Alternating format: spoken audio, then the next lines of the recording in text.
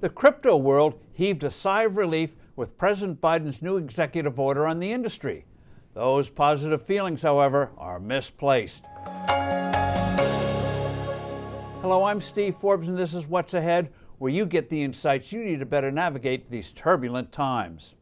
For months, the digital asset industry has been on tenterhooks as the Biden administration prepared an executive order on how the government would deal with the explosive growth of crypto assets. In 5 years, the total market cap has grown 300-fold to over $3 trillion. Crypto enthusiasts feared Washington would take a regulatory sledgehammer to the industry. Instead, the order seems to provide sensible frameworks for dealing with this phenomenon. Many industry participants recognize that regulations of some sort are coming and were thus delighted that Uncle Sam would be taking a reasonable, responsible approach. Alas, despite soothing words about the desire to, quote, reinforce United States leadership in the global financial system and in technological and economic competitiveness, end quote, the order's implicit assumption is that this won't happen unless the whole federal government is involved in overseeing things. The impression given, in fact, is that the new crypto world is fraught with serious risks rather than brimming with opportunities. Human nature being what it is, government regulators will take a jaundiced eye to the unfamiliar.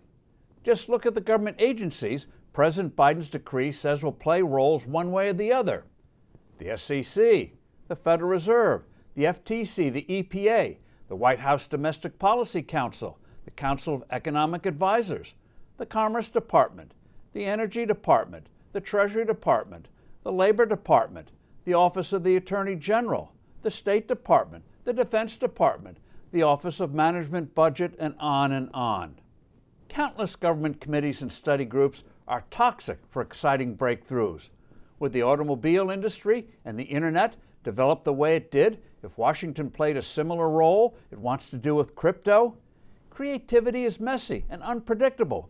Failure is common. Blunders abound. Development and progress are never risk-free. Fraudsters and charlatans are always around, whether in existing areas of endeavor or new ones.